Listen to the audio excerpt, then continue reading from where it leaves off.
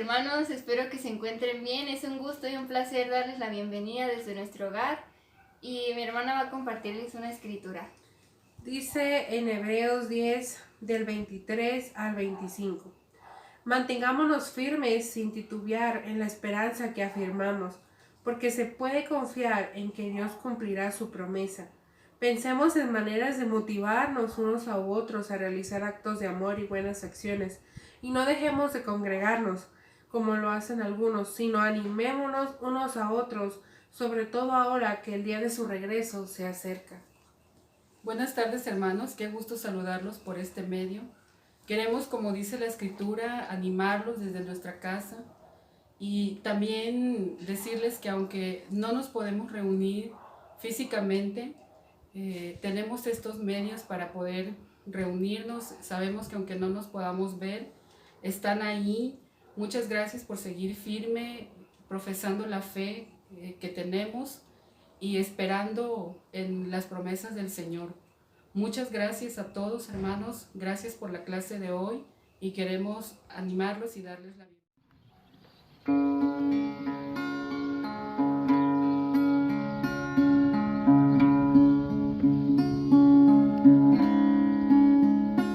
Le cantamos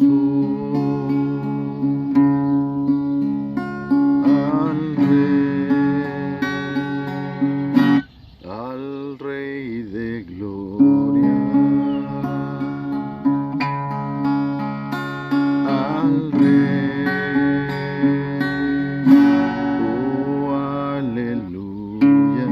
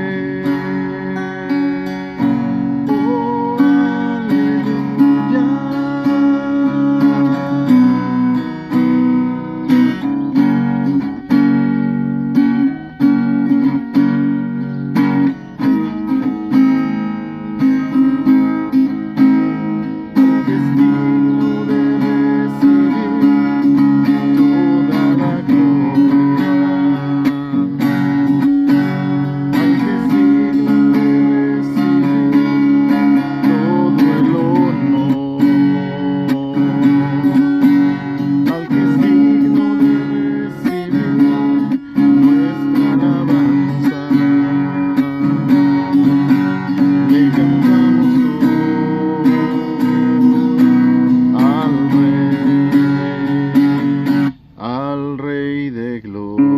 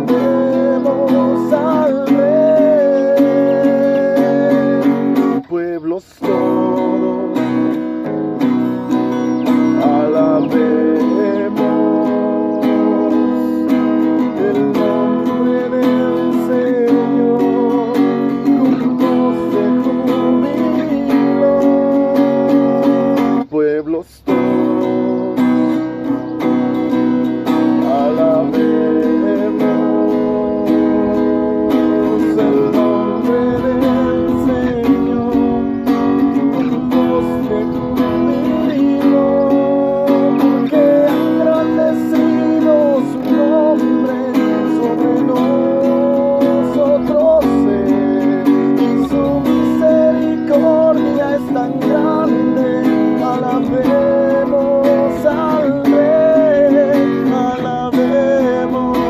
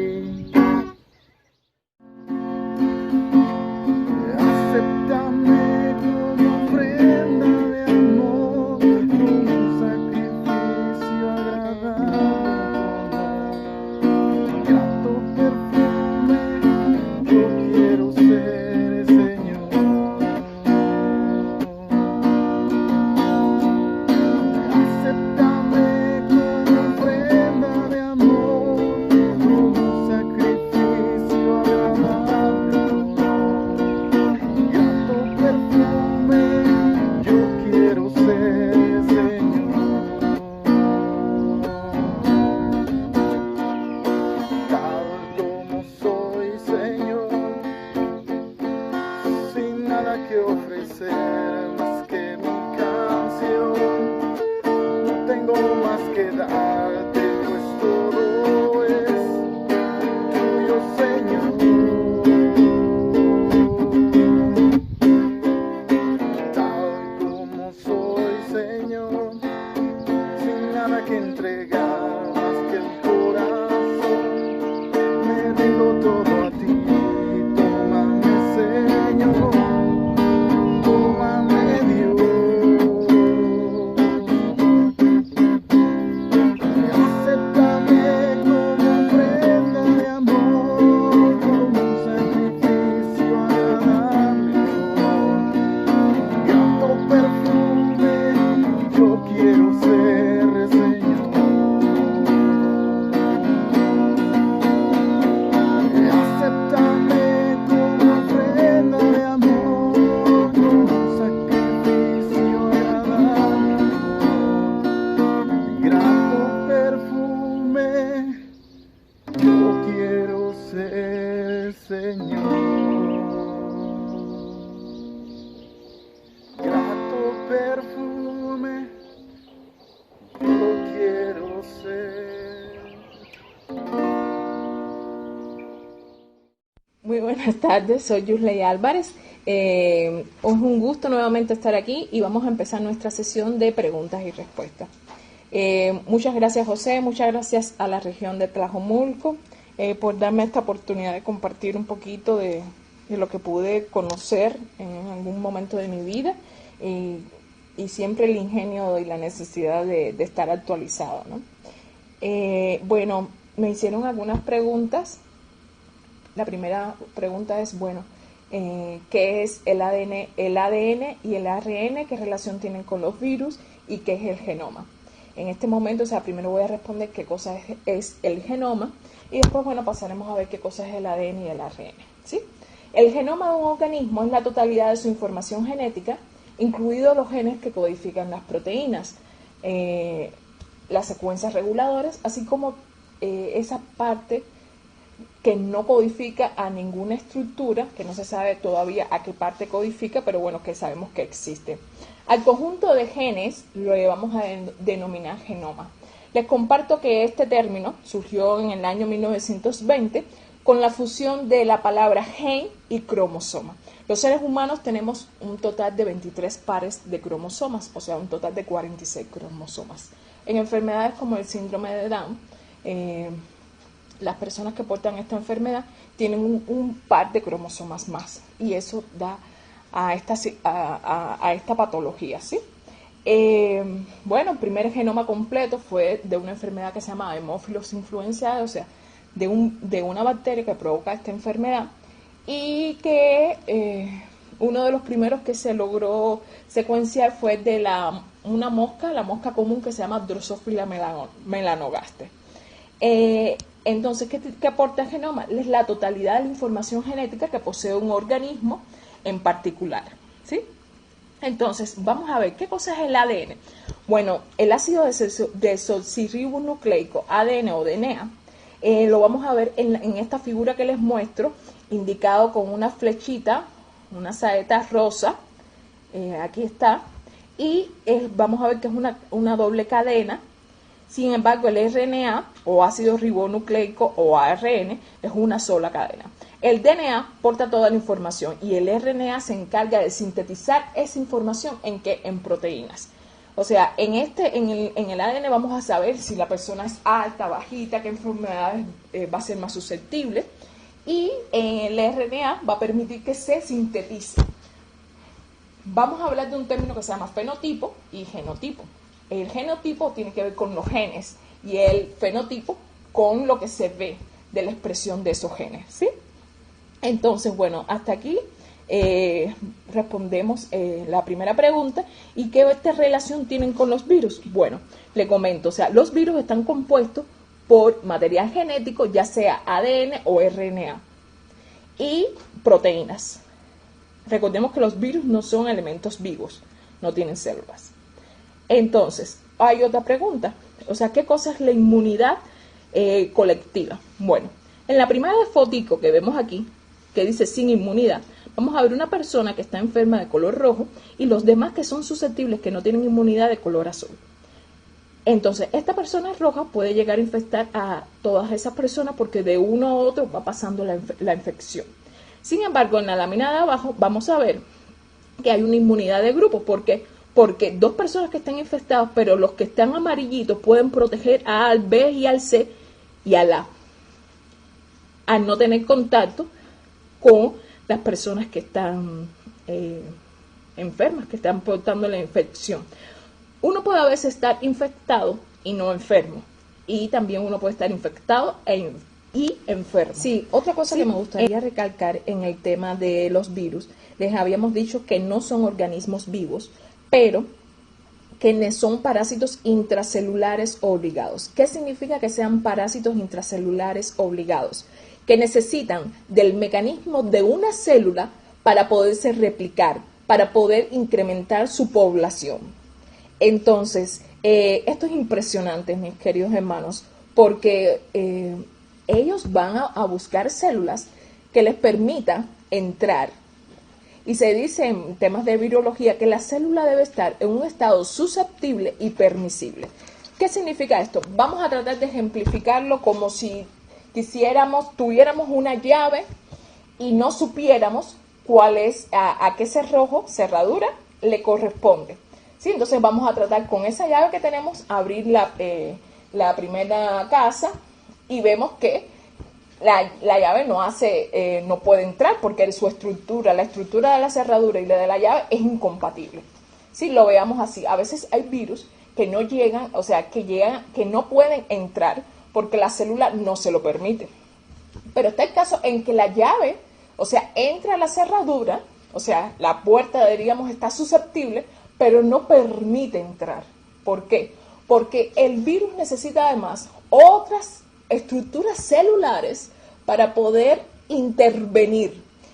Les comento, o sea, he conocido un caso, de hecho lo tuvimos que estudiar en virología cuando tratamos el tema del VIH, de una persona que tenía una mutación, y ya se han visto que hay más personas que tienen esta mutación, de una persona que tiene una mutación que no expresa un correceptor que ayuda al virus del VIH a replicarse, a entrar.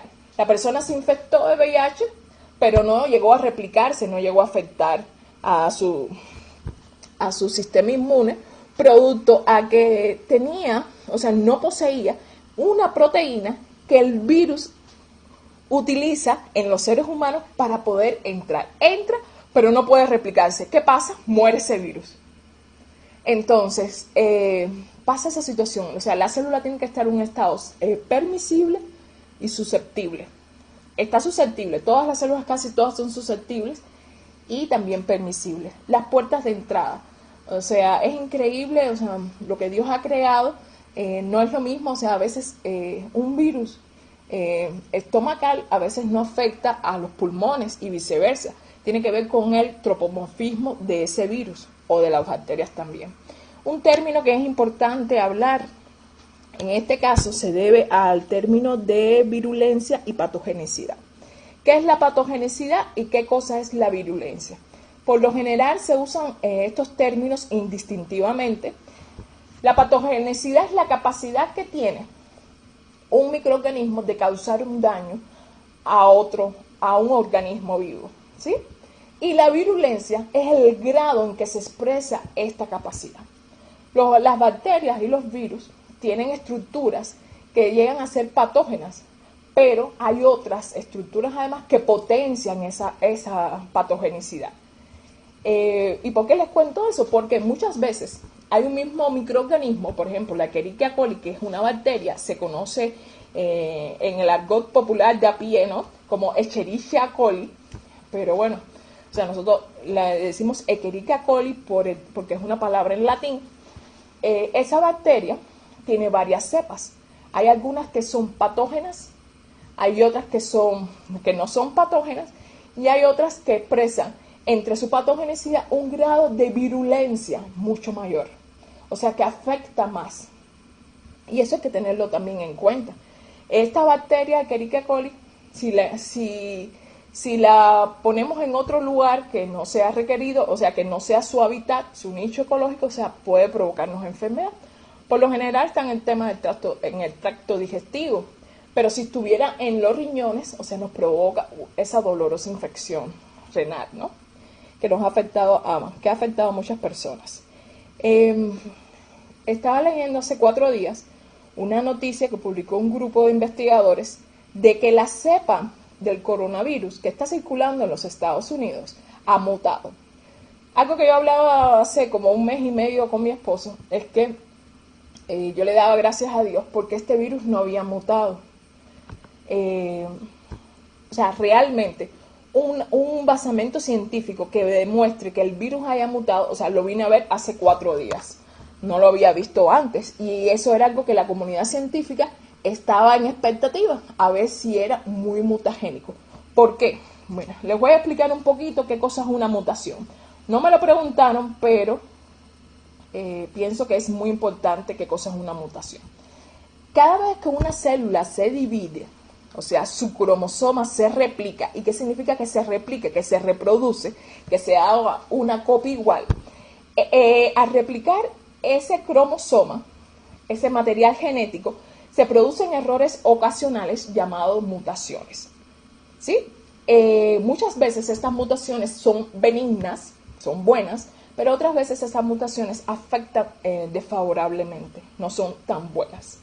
Una mutación buena es el caso que les planteé de esa persona y otras personas que tienen una mutación en sus células TDC4, que son linfocitos TCD4, en el que no van a expresar un correceptor que ayuda al virus. ¿Sí? Entonces estas personas diríamos que están benditas, o sea, están bien porque no se van a infectar del VIH, o sea, entra la infección pero no crece el virus, ¿no? Y una mutación desfavorable es como la que les había presentado el otro caso de cuando tú tienes un cromosoma de más, ¿sí?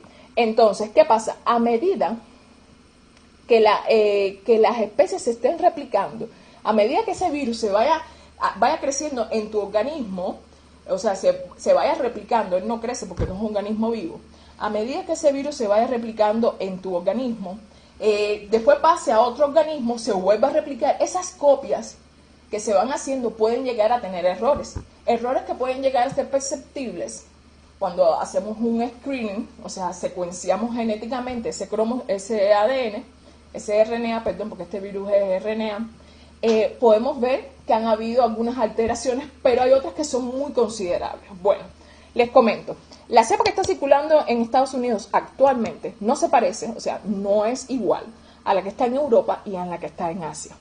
Ha habido conservación entre la cepa que hay en Asia y la de Europa, pero es diferente a la que tenemos en los Estados Unidos. ¿Qué plantea la comunidad científica? Que esto puede ser beneficioso o perjudicial. ¿Por qué? Vamos a enumerar. Número 1. Si recordamos el primer encuentro que tuvimos, que hablamos sobre la microbiología, hablamos un poquito del coronavirus. ¿Sí? Entonces, habíamos dicho que en el 2003, hubo un brote del primer coronavirus y cuando empezó a mutar, este virus se hizo más débil. ¡Voilà! Eso es increíble, ¿no? Que sea más débil. Sin embargo, lo que se ha visto actualmente es que esta cepa nueva se hace más contagiosa. O sea, que hace que se propague más a las personas. Entonces, no sabemos que si eso va a ser un tema para preocuparnos o no. O sea, yo realmente no estoy, yo confío, o sea, en Dios, no estoy poniendo mi esperanza en una vacuna, porque para una vacuna se va a demorar y ya en algún momento se va a estar restableciendo, ¿no? O sea, el orden social y demás. Y no se puede esperar a que salga la vacuna para que ocurra ello, ¿no? Entonces, les comento eso porque, bueno, está relacionado con el tema de genoma y las mutaciones, o sea, las se encuentran en el genoma. Por eso a veces en una familia que nadie tiene el color de ojos azules, de repente alguien salió con un color azul y no hay en su árbol genealógico quién, entonces puede ser Si no es una infidelidad, desgraciadamente puede ser entonces una mutación. Y en este caso puede ser favorable, aunque, bueno, con los colores de los ojos yo tengo mis cuestiones. ¿Qué otro tema me gustaría hablar antes de terminar? Bueno, sería el tema de que hay países como Suecia que decidieron no ponerse en cuarentena ni hacer un confinamiento. Y esto ha sido un poco polémico, aunque la OMS, la Organización Mundial de la Salud, le ha dado un aval, ¿no? De que correcto, ¿no? Plantea el epidemiólogo de ese país de que al final vamos a seguir viviendo con el virus, ¿no? Y que, bueno, que mejor crear la inmunidad colectiva. Les había comentado en esa diapositiva que ustedes ven que la inmunidad colectiva es como la inmunidad de varios individuos va a proteger a los que no son susceptibles, a los que son susceptibles. Mi esposo me preguntaba, bueno, ¿y qué pasa si no me puedo llegar a vacunar? Se acaba la vacuna, o por trabajo no puedo ir a vacunarme, o por alguna situación no llego a vacunarme, sigo siendo susceptible. Y le digo, sí, sigue siendo susceptible. Lo que pasa es que puedes no enfermarte porque el virus nunca llegó a ti. O tienes un sistema inmune que a través de saliva, a lo mejor tu esposa se vacunó, pero la saliva de ella cargó con anticuerpos y te empieza a transmitir por esa vía, ¿por qué no? Los anticuerpos. Entonces, ¿qué les puedo decir? O sea, podemos llegar a conocer mucho, pero también podemos llegar a conocer nada. A pesar de que desde el año 1995 ya se secuenció el genoma de un ratón, de la mosca común, de una bacteria, independientemente, o sea, el 50% del genoma está constituido por genes que no codifican proteínas, o sea, que no están. Algunos plantean que esos genes lo que van a dar es estabilidad a la doble hélice que les mostraba que era el ADN, pero para otros es incierto. Entonces, hermanos, los quiero mucho, muchas gracias por este tiempo y espero que les haya podido ayudar. Muy buenas tardes.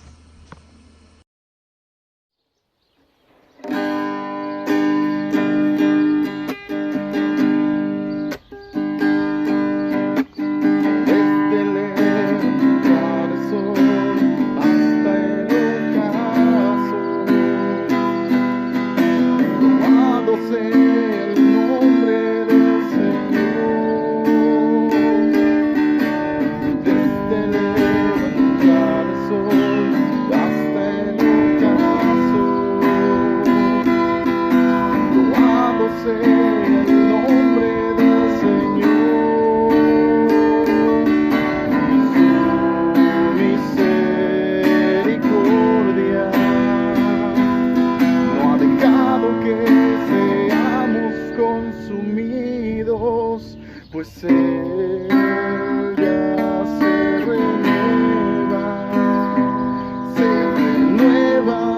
cada mañana.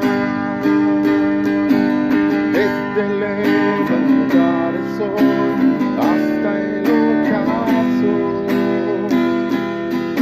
loado sea el nombre del Señor.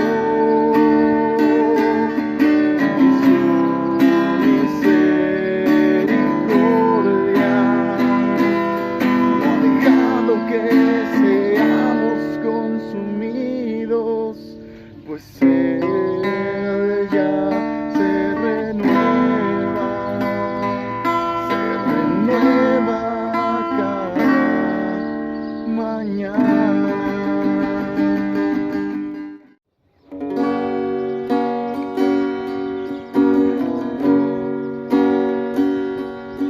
Cuando pienso en tu amor y en tu fidelidad,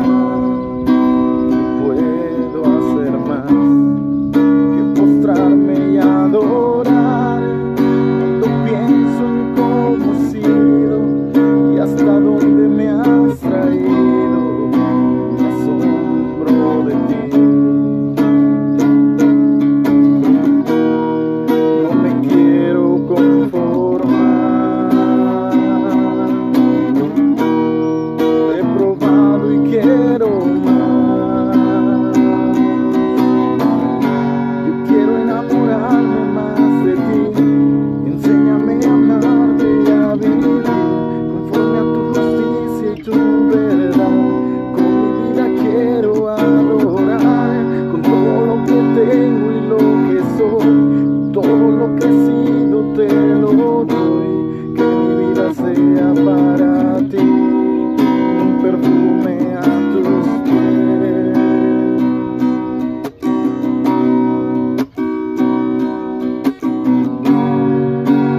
pienso en tu cruz y en todo lo que has dado, tu sangre por mí, por llevar mi pecado. Y cuando pienso en tu mano, hasta aquí hemos llegado, tu fidelidad. No me quiero conformar, he probado y quiero más. No me quiero conformar, he probado y quiero más. Quiero enamorarme más de ti, enséñame a amarte y a vivir conforme a tu justicia y tu verdad. Con mi vida quiero adorar, con todo lo que tengo y lo que soy, con todo lo que he sido te lo doy. Que mi vida sea para ti, como un perfume a tus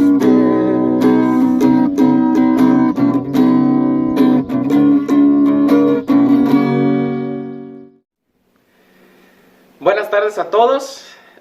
Muchísimas gracias a nuestra hermana Yusley. Gracias, hermana, por todo lo que nos ayudaste en este tiempo. Dios no nos ha abandonado. Hemos recibido instrucción bíblica, también instrucción profesional de tu parte, una explicación. Sabemos que este tema es muy amplio, pero con lo que tú nos alcanzaste a explicar, creo que podemos entender un poco más también la naturaleza de nuestro Dios, que es un Dios que creó todo lo que existe y que para todo Él tiene una respuesta.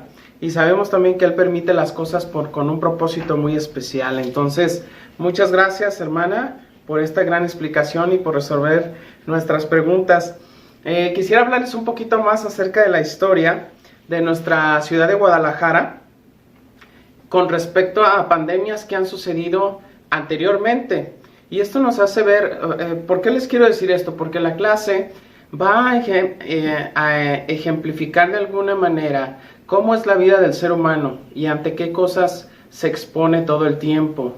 ¿De acuerdo? Miren, por ejemplo, como les comentaba, la doctora de la Universidad de Guadalajara, Lilia Oliver Sánchez, que es una gran investigadora con respecto a pandemias que han ocurrido en nuestra ciudad de Guadalajara, señaló que en 1814 hubo una pandemia de tifoidea.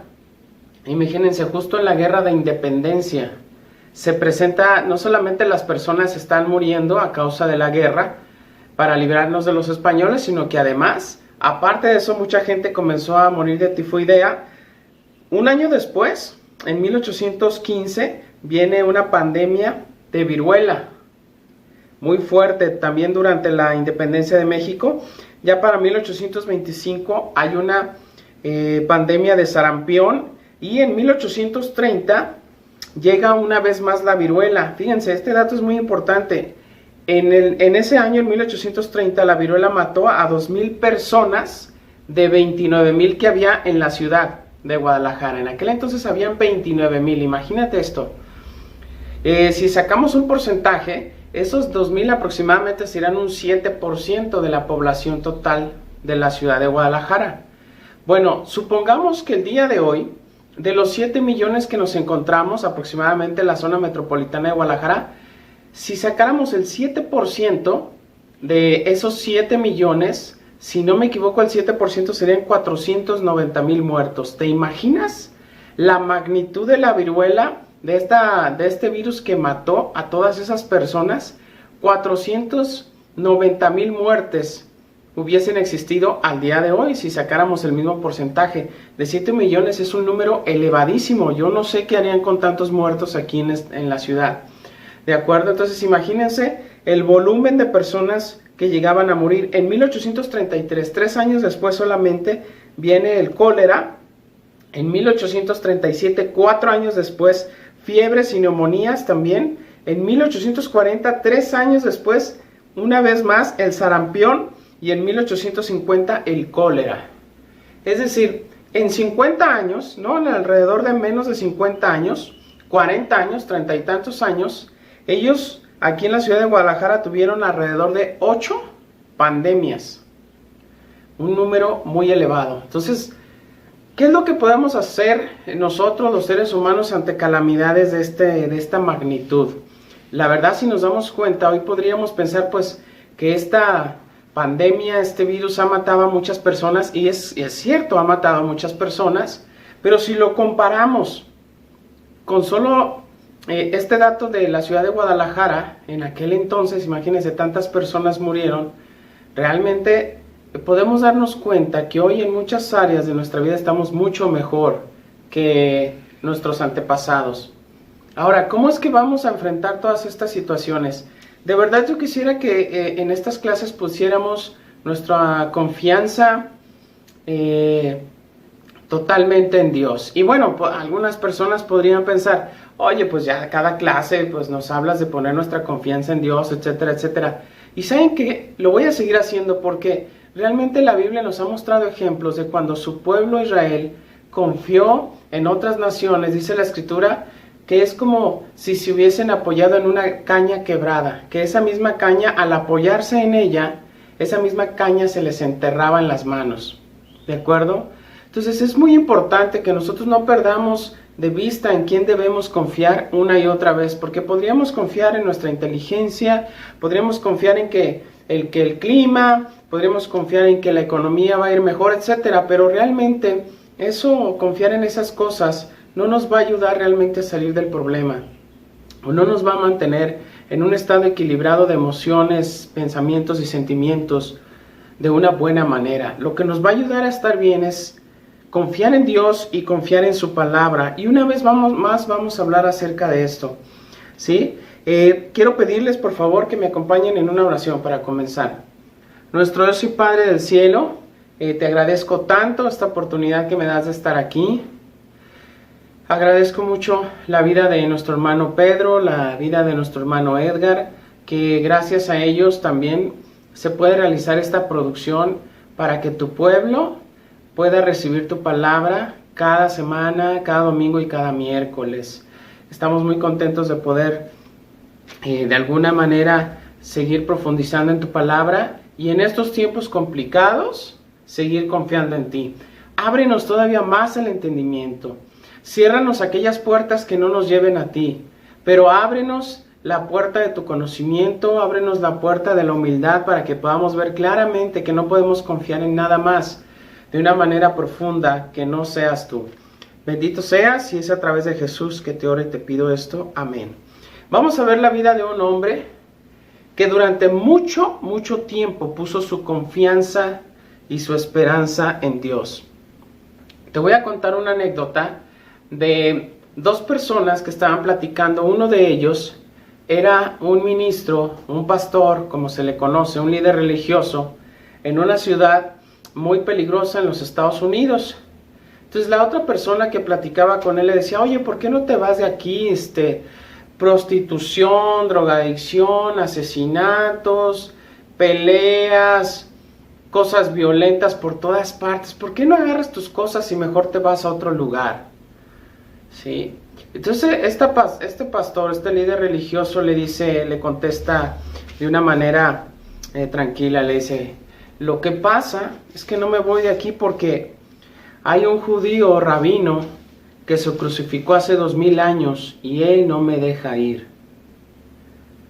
Wow, es una gran enseñanza. Al final de cuentas, este hombre, aunque estaba en un lugar muy difícil y muy complicado, entendía que su propósito en la vida era hacer la voluntad de Dios, pero además de eso, él logró entender que quien lo mantenía firme era ese rabino judío que se había crucificado y que él no lo dejaba ir. Es decir, el propósito que Jesús tenía para él en ese lugar era muy importante y él logró verlo, logró abrir sus ojos y darse cuenta que tenía un propósito muy especial. No sé qué retos tú estés pasando el día de hoy en tu vida. A final de cuentas te voy a decir algo, quien te va a fortalecer, te va a ayudar a salir victorioso es nuestro Señor Jesús, y quiero pedirte que en Él pongas tu confianza. Por eso vamos a seguirnos fortaleciendo en las adversidades. Y vamos a ver la vida de un hombre, como les decía, que me parece uno de los profetas más impactantes del Antiguo Testamento. Y vamos a hablar acerca de Isaías, ¿ok? ¿Qué es lo que ocurre? En aquel entonces Isaías es un profeta que fue mandado directamente por Dios, sí, para predicarle principalmente ¿a qué? A la región de Judá. Y para poner de manifiesto y de ejemplo lo que Israel en algún momento no había hecho caso a Dios. ¿Y qué fue lo que sucedió? Una catástrofe. Los asirios vinieron, los invadieron, los dominaron, los mataron y se los llevaron como esclavos. ¿Ok? Pues bueno, viene Isaías y le comienza a predicar a Judá, a Jerusalén, para que ellos no cayeran en lo que en algún momento los israelitas cayeron. Pero en este momento, en la vida de, digámoslo así, de la población de Judá, ya había un camino sin retorno. Ellos durante mucho tiempo ya no habían escuchado a los otros profetas, no habían querido escuchar a Dios, y el mensaje de Isaías era de juicio. Ya en ese momento era una situación muy complicada. Y quiero pedirles que me acompañen a la escritura en Isaías 6 del 8 al 13. Miren lo que dice la Biblia. Isaías 6 del 8 al 13. Después oí que el Señor preguntaba: ¿a quién enviaré como mensajero a este pueblo? ¿Quién querrá ir por nosotros? ¿Quién irá por nosotros? Aquí estoy yo, le dije, envíame a mí. Y él me dijo: bien, ve y dile a este pueblo, escuchen con atención, pero no entiendan, miren bien, pero no aprendan nada. Endurece el corazón de este pueblo, tápales los oídos y ciérrales los ojos. De esa forma no verán con sus ojos, no oirán con sus oídos, ni comprenderán con su corazón, para que no se vuelvan a mí en busca de sanidad. Entonces yo dije: Señor, ¿cuánto tiempo durará esto? Y él contestó: hasta que sus ciudades queden vacías, sus casas queden desiertas, y la tierra entera quede seca y baldía, hasta que el Señor haya mandado a todos lejos, y toda la tierra de Israel quede desierta. Si aún sobrevive una décima parte, un remanente, volverá a ser invadida y quemada. Pero así como el terebinto o el roble dejan un tocón cuando se cortan, también el tocón de Israel será una semilla santa. De alguna manera, aquí había una profecía. Ese tronquito, cuando cortan un árbol que queda el tronco abajo en el piso, eso dice la Biblia que sería una raíz de donde brotaría algo santo, algo esplendoroso. ¿Qué quiere decir? Se refiere a nuestro Señor Jesús. Pero fíjense, en otras versiones dice, la escritura, dice: vas a ir, te voy a mandar a un pueblo que no te querrá escuchar, que no oirá aunque le prediques. ¿Sabes cuánto duró el ministerio de Isaías? ¿Cuánto duró predicando? ¿Cuánto te imaginas que duró predicándoles al pueblo de Judá? ¿6 meses? ¿Pensaríamos que es mucho? ¿Cómo sería que a ti Dios te mandara a una región a predicarles para que se vuelvan a Él? ¿6 meses te parece mucho? ¿2 años? ¿5 años te parece demasiado? Bueno, Isaías fue y les predicó a Judá 60 años.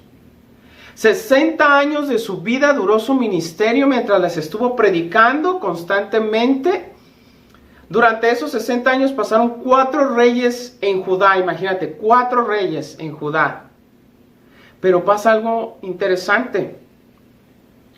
El pueblo jamás lo escuchó. En 60 años. Te quiero hacer una pregunta. ¿Qué encargo tienes tú el día de hoy en algún ministerio, el que tú quieras, espiritualmente hablando? Si tú tienes un ministerio actualmente hablando, ¿cuántos años llevas en ese ministerio? ¿Y cuántos años más querrías estar en un ministerio que es complicado?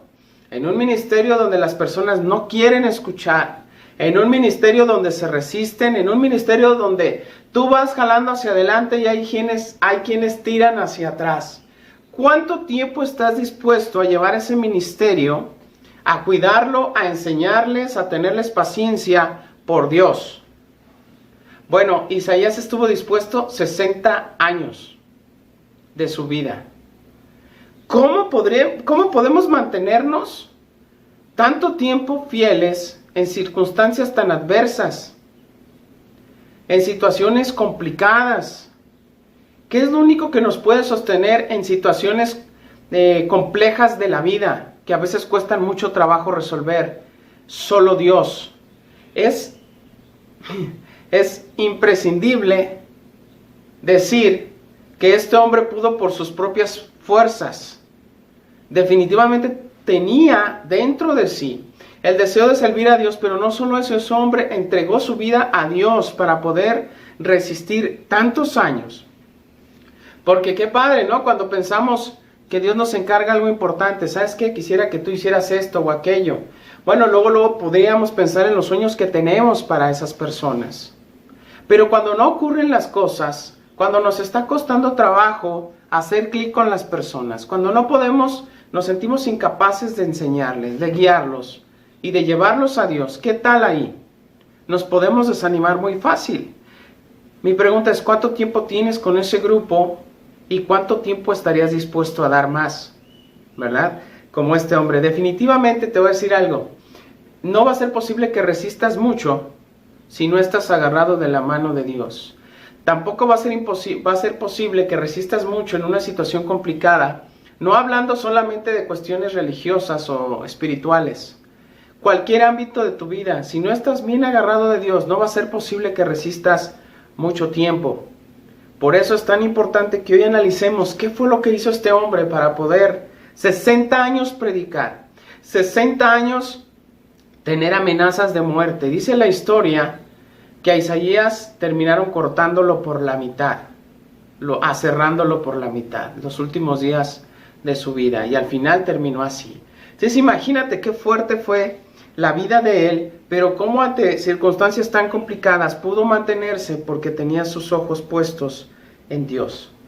A final de cuentas, sucedió lo que tenía que suceder. Babilonia invade Judá y se los lleva esclavos. Le dice Isaías, ¿y hasta cuándo va a suceder todo esto? Pues Dios ahí en la profecía, como vimos, le dice, hasta que las ciudades queden totalmente arrasadas, quemadas, ¿sí? Sin personas. Después van a volver, y esos pocos que vuelvan a Jerusalén, de ahí saldrá, ¿sí?, nuestro futuro rey. Y estaba hablando ya de nuestro Señor Jesús. ¿Ok? Entonces imagínate predicar 60 años y que nadie te haga caso. Y no solamente eso, sino que te rechacen. Miren lo que dice Isaías 30 del 1 al 3. Vamos para allá. Isaías 30 del 1 al 3. ¿Qué aflicción les espera a mis hijos rebeldes? Dice el Señor. Ustedes hacen planes contrarios a los míos. Hacen alianzas que no son dirigidas por mi espíritu. Y de esa forma aumentan sus pecados. Pues sin consultarme bajaron a Egipto en busca de ayuda. Pusieron su confianza en la protección del faraón y trataron de esconderse bajo su sombra. Pero por confiar en el faraón serán humillados y por depender de él serán avergonzados. Eso es lo que ocurre cuando el ser humano confía en otros seres humanos o cuando confía en sí mismo. Es ilógico que si pusiéramos este ejemplo, si a ti hay alguien que una persona te hizo mucho daño, demasiado daño, al punto de lastimarte físicamente, emocionalmente, de todas formas te haya lastimado. Y después cuando sintieras la necesidad que alguien te ayudara o te auxiliara, fueras a esa misma persona. Bueno, recordemos que el pueblo de Israel fue esclavo durante 400 años de los egipcios. Dios los rescata de sus manos, de sus tentáculos, los rescata, se los lleva lejos, los lleva a un lugar a salvo, y después ese mismo pueblo, ingrato con Dios, se olvida de Dios y vuelve a aquellos que fueron sus amos, quienes los esclavizaron durante tanto tiempo. Es ilógico. Bueno, cuando nosotros, después de conocer las Escrituras y después de conocer todo lo que Dios nos ofrece, ¿sí?, actuamos neciamente, de alguna manera actuamos neciamente y volvemos a confiar en lo que antes confiábamos. Antes confiabas tú en tu trabajo, en tus capacidades, en tu dinero, en tus posesiones. Conoces a Dios y entiendes que eso no es garantía de nada. Antes podríamos pensar que confiábamos en nuestra capacidad intelectual, en nuestra juventud, porque teníamos muchas fuerzas de ir aquí, allá, a todos lados. Pero entendimos que nuestra juventud y nuestra inteligencia se acabarían en algún momento y decidimos confiar en Dios. Bueno, lo que sucede con el pueblo de Israel es que confiaron en aquello que algún tiempo les trajo decepción. Tú y yo no podemos volver a lo mismo una vez más, a confiar en lo que nos ha traído tanto decepción y tanto dolor. ¿Ok? No solo eso, miren, vamos ahora a Isaías 40:27, la situación espiritual del hombre. Fíjense lo que dice la Biblia. 40:27. Oh Jacob, ¿cómo puedes decir que el Señor no ve tus dificultades? Oh Israel, ¿cómo puedes decir que Dios no toma en cuenta tus derechos?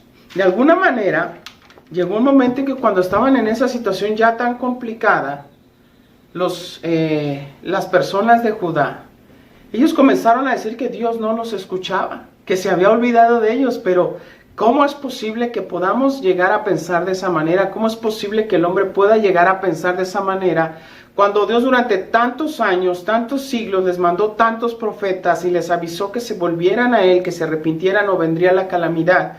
Y ahora resulta que ellos estaban pensando, Dios se olvidó de nosotros, se olvidó que nos tomó y nos selló y nos adoptó como su pueblo, como sus hijos.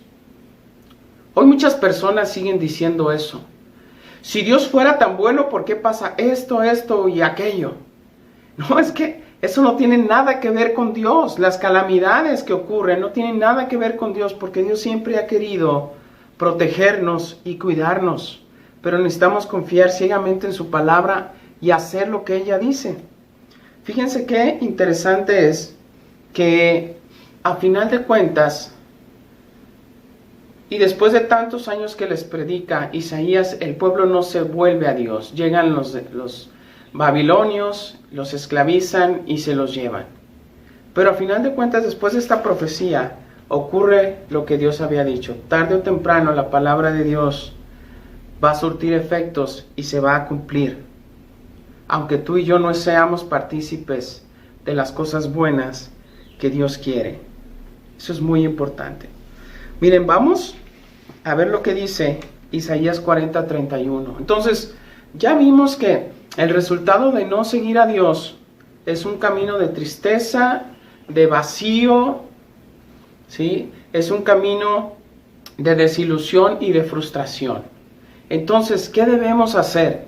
¿Cómo deberíamos comportarnos aquellos que creemos en Dios o que tenemos puesta una esperanza en Dios o que quisiéramos llegar a tener la fe para confiar en Dios de esa manera? ¿Qué debemos hacer? Bueno, primeramente lo que debemos hacer es confiar una vez más en la Biblia. No importa cuánto tiempo tengas escuchando de Dios, esto es muy importante. Recuerden que nada más y nada menos que el pueblo de Dios, el pueblo de Israel, a pesar de haber sido tan bendecido, dejó de confiar en Dios.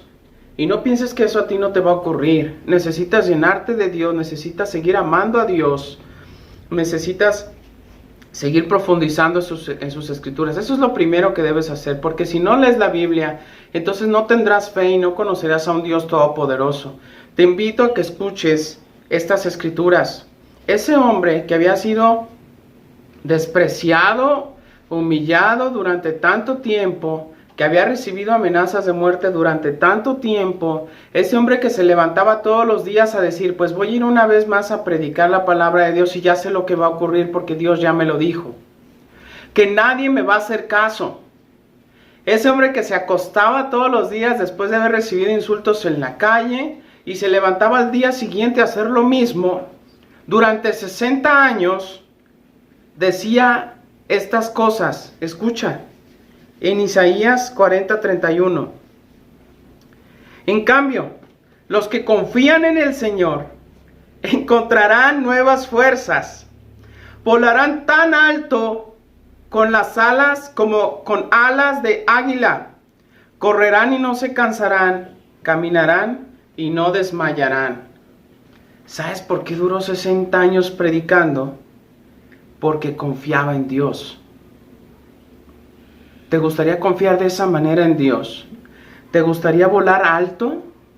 ¿Sí? ¿A qué se referiría la Biblia con volarán tan alto como las águilas? Definitivamente en aquel entonces no había quien pudiese hacerle daño a un águila, estando a esas alturas.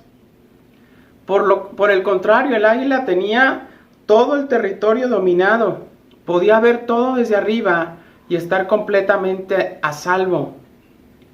Allá en los aires, en las alturas, no había quien pudiese hacerle daño a esa águila, a ese animal. ¿Sí? Dice además, correrán y no se cansarán, caminarán y no desmayarán. Ok, por eso ese hombre caminaba y predicaba y no desmayaba. Por eso ese hombre corría, iba a todos lados a predicar y no se cansaba ni se frustraba. ¿Sí? Te invito a que si tú tienes un encargo de Dios el día de hoy, ¿sí?, prediques y hagas lo que sea necesario por ayudar al reino, pero que no te canses, pero que no le batalles con una vez más hacerlo, porque ese es el trabajo de un hombre y de una mujer espiritual. Y la única forma en que te puedas mantener fresco para Dios durante todo ese tiempo es que confíes, como dice la Escritura, en Dios. Isaías 41:10, miren lo que decía este hombre. Isaías 41:10. No tengas miedo porque yo estoy contigo, no te desalientes porque yo soy tu Dios, te daré fuerzas y te ayudaré, te sostendré con mi mano derecha victoriosa. Esas eran las palabras de Dios dichas por Isaías al pueblo. ¿Qué crees que ocurrió? Después Dios, una vez que disciplina a su pueblo, es muy importante que entendamos esto. O sea, Dios usó a las naciones paganas para disciplinar a su propio pueblo. Si Dios quiere disciplinarte a ti y quiere disciplinarme a mí, por malas acciones que hayamos tenido, porque somos sus hijos, la Biblia dice que todo padre que ama a sus hijos los disciplina. Si Dios quiere aplicarnos alguna disciplina en nuestras vidas, va a usar cualquier persona. A un incrédulo, es más, podría usar para disciplinarnos a ti y a mí. ¿Qué es lo que ocurre? Dios levantó a los asirios para disciplinar a Israel. Dios levantó a los babilonios para disciplinar a Israel. Pero después Dios levanta a los persas para disciplinar a los babilonios. Impresionante. Entonces, ¿qué ocurre? Dios levanta a los persas, les da poder y ellos de alguna manera someten a los babilonios. ¿Y qué es lo que ocurre con el pueblo de Dios? Con ese pequeño remanente que quedaba. Regresan a Jerusalén. ¿Sí? Y una vez más comienza una historia de esperanza. Te invito a que tú confíes en ese Señor. Dice la Biblia, no temas, yo te sostendré y te levantaré. Fueron sus palabras para animar una vez más a su pueblo que había desobedecido y que ya había pasado por el proceso de purificación y de disciplina, pero hoy una vez más lo estaba levantando. Quisiera que pudiésemos contemplar la bondad y misericordia de Dios, porque a final de cuentas Él nos levantará cuando así lo crea necesario. Pero mientras tanto, ojalá y tú seas de esas personas que no importa cuánto tiempo pase, tú sigas manteniéndote fiel a Dios en todas las adversidades. Y la única forma de mantenerte así es confiando en su palabra, leyéndola, amándola y conociendo los propósitos de Dios para tu vida y para tu familia. Mis mejores deseos y bendiciones.